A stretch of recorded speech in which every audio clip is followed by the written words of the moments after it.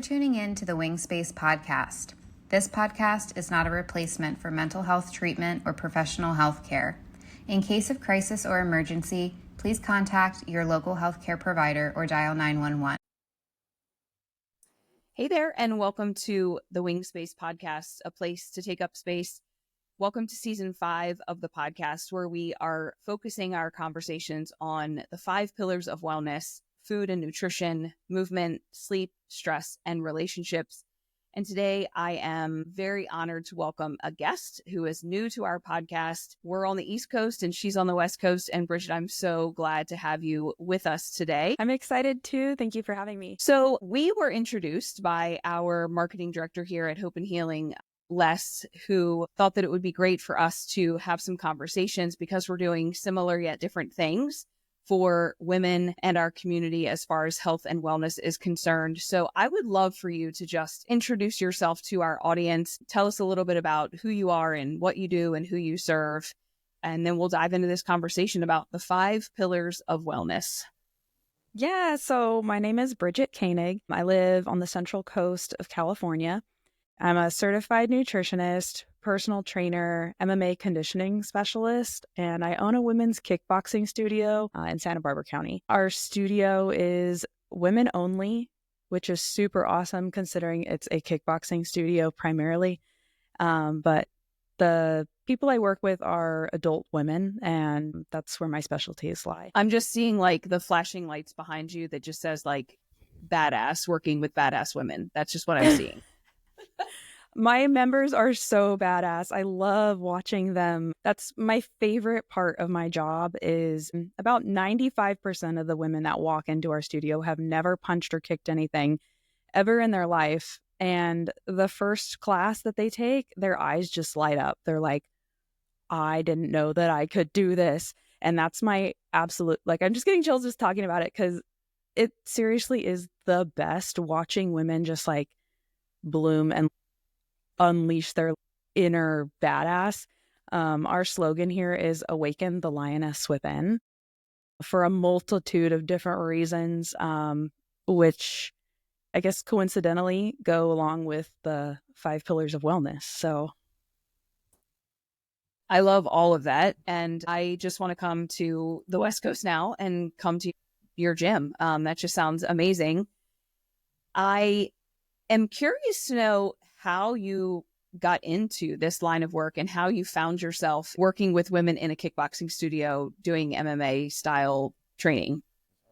So it's funny because I joke around and say everything I do is out of spite, but it's kind of true. I always like to prove people wrong and then it ends up working out. But what happened was when I was a senior in high school, I went through a big friendship breakup where I was kind of like solo for a little bit and didn't quite really know what to do.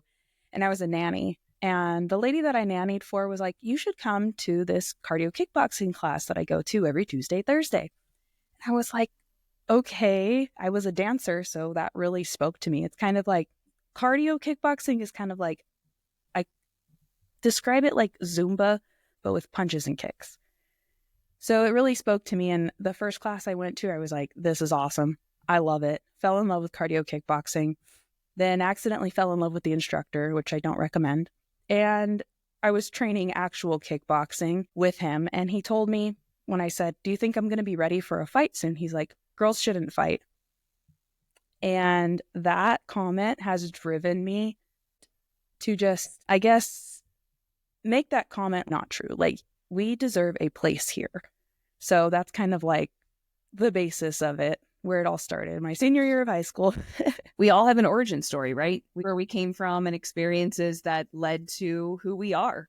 So, you mentioned that your slogan at the gym, Awaken the Lioness Within, really speaks to you with regards to the 5 pillars of wellness. And so for any of our listeners who are jumping into this episode and haven't listened to the episodes before, we're really focusing on this idea that, if you put 5 pillars out, 4 on each corner and 1 in the middle, and then you kind of build a house on top of that, if any of those pillars begin to weaken, then that house is going to collapse. And so we can imagine our life, our body, our wellness as that house. And those pillars are so vital to what we do. And so we've been focusing on that here on the podcast this season. So if you haven't already, go back and listen to those episodes. But it's interesting to me, even without you and I having been connected before Les introduced us, that you're kind of doing similar work with regards to these pillars on the West Coast as we are here on the East Coast. And I guess I'm curious, how are you seeing it kind of being implemented in the work that you do with your clients, and maybe some of the successes that you're seeing? And then maybe we can talk a little bit about obstacles too, because we may be on two different coasts and a couple hours apart, but I think the struggles and the triumphs are the same. Yeah, absolutely. So where we're kind of focusing on these 5 pillars is every other Sunday, and we'll figure out a way to put the link on here. It's a free way that we can get together. It's a big Zoom call essentially, where we focus on like the tools that we can use to overcome certain things. And I'm being very vague because it's so specialized to each person. Like you said, like the people on the West Coast and the people on the East Coast, we completely different. Like, how's your weather right now?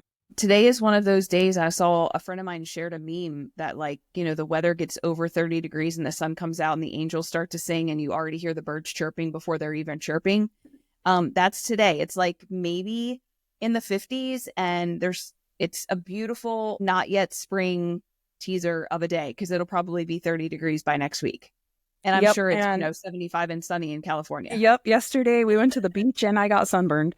So of course. Yep. So very different environments, but we all, struggle with the same things, especially as women. Women are caretakers most of the time, whether it's, with a spouse or children or a family member. So there's a lot of different stressors, and a lot of the times, and I'm speaking for women because that's what I'm most familiar with, the nutrition and the movement and the sleep and the stress and the relationships, all of them are compromised because we're just almost spread too thin. Now, I might have this wrong, but when there's like a clear season change, so like we have the summer, the sun is out, and then winter, it's cold, everyone kind of stays inside. There's kind of like this built-in, almost relaxed time where there's like a clear shift, like, all right, we're going to be outside more in the summer. All right, we're going to kind of work on inside the house, inside ourselves in the winter. Do I have that somewhat correct? I think for some people, yes. I think for other people, here in Maryland, we have a lot of people that struggle with seasonal affective disorder. When the days are shorter, the nights are longer, the weather is colder, and we just spend so much time inside that people really struggle with feeling down. And so instead of it being like a rest and hibernation time, which can be very restorative and then regenerating for spring and summer, it can be very depleting for people. Yes. So, we try to find ways to continue to get sunlight and get fresh air and get movement and get outside and, red light and et cetera, et cetera. So I wish I could say the majority of the people that I work with have experienced it the way that you described it, because it sounds lovely, right? To have kind of more of that like rest and relaxation, hibernation. Yeah. Rather than the opposite, which tends to be really, really draining for people.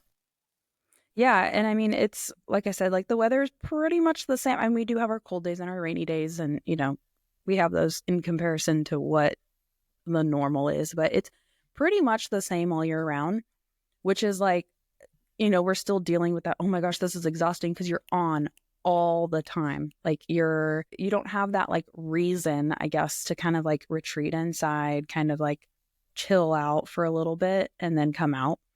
So it can go both ways, where it's like that is so interesting. And I never thought of it that way. And as you were just talking about how you're kind of always on and don't have that chance to, kind of retreat back, it made me think of kind of the seasons for me personally, my seasons of life. My kids have traditionally played a fall sport and a spring sport, and they don't play a sport in the winter. This past year, my son threw a kink in that whole plan and was on the wrestling team for high school. But traditionally, we don't do that. And so winter for us has really been a season where we can like just kind of be a family. We go to the gym together. We kind of just settle in, because fall is really busy and spring is really busy because of their sports. And then, of course, summer is kind of a free for all. But it's interesting that we haven't, me personally, my family, we haven't had that winter season to kind of settle in and relax. And so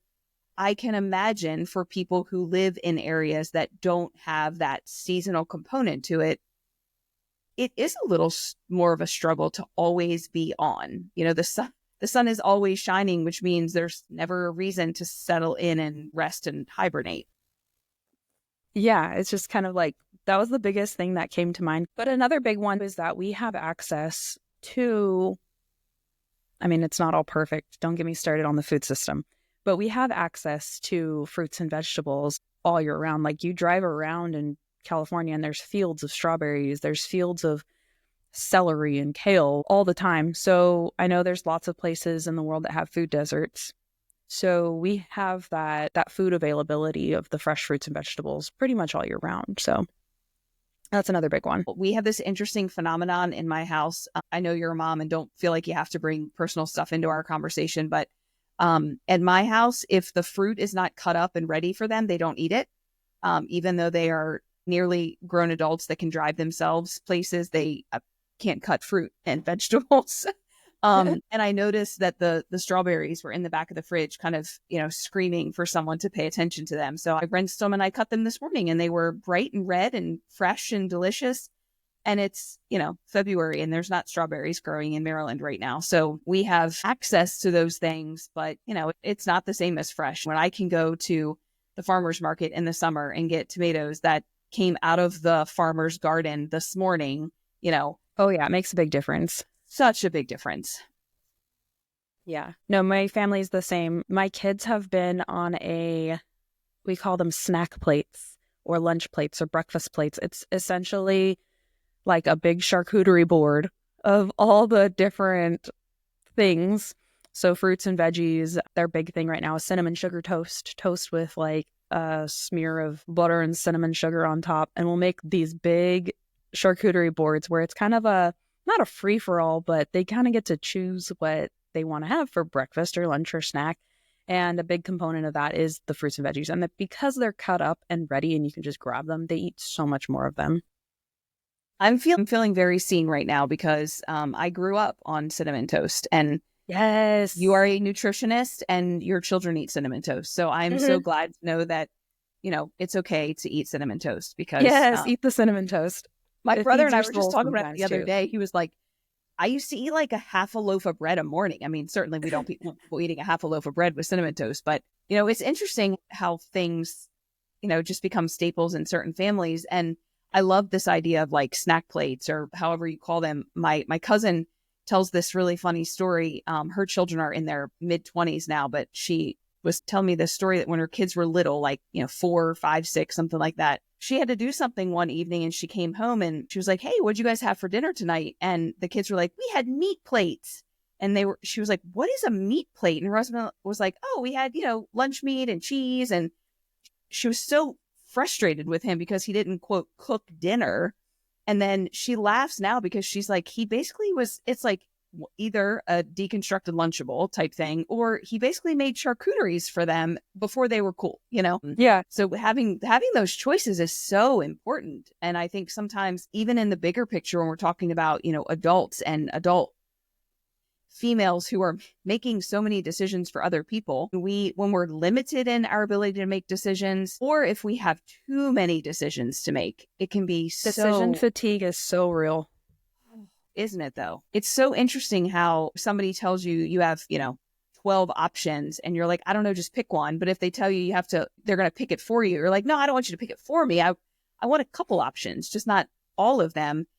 And I think sometimes what happens in the health and wellness world is there's so much information. I mean, if we were to take food, gosh, that's a huge topic. Any one of our 5 pillars, if we were to take one of those things and do a Google search right now, we would get thousands of hits and multiple things that are contradictory. Yes. So as part of my notes, I wrote, you can know everything about a certain topic, whether it's nutrition or movement or any of the 5. you can know all about it, but knowing how to implement it for yourself is a big reason why coaches are so important. And even coaches need coaches, because you know all the information, but how do you implement it for yourself? Where do you start? So that's like a really big thing that I'm having to learn too, that where I've been a nutritionist for other people and I've been a fitness instructor for other people, that I'm like, all right, let's take it back for myself. Let's bring it back. Now it's my turn to trust the process that someone else is telling me, because you know what your thoughts are. You know the internal dialogue that's going through. A coach looking over you only sees what the output is. So they know how to like, all right, this is what you're focusing on. Like, it's very apparent because that's what I can see. So let's refocus into these other parts that you're like, well, I'm thinking about it constantly. But just because you're thinking about something and you know what you're supposed to be doing or what you should be doing doesn't mean that you're necessarily actually doing it. When Les introduced us and told us that we should do a podcast a week or so ago, when the three of us met, she said, I think you guys will have a lot to talk about. And she was right, because I think if you're good with it, I think what I'd like to do is I'd like to bring this episode to a close. I think this was a good opportunity for us to introduce you to our listener community and for us to kind of get the ball rolling. And where I see our next episode taking us is maybe talking about some interesting and creative ways for implementation, and maybe some creative ways that you have found for yourself as a coach and with your clients of how to overcome some obstacles. So I think that's where I'd like to take us in our next episode, if you're cool with that. I am so cool with that. Awesome. So listeners, I'm so glad that you joined us today. We're going to finish our conversation. I hope that you have enjoyed our kind of getting to know you session today with Bridgette, and that you will hop on to our next episode to hear more about implementing and overcoming the struggles that we sometimes find in really focusing in on those 5 pillars of wellness. As always, you can reach me, Jennifer, at hopehealingtherapy.com. You can reach out to us on our socials. And thanks so much for listening, and have a great day.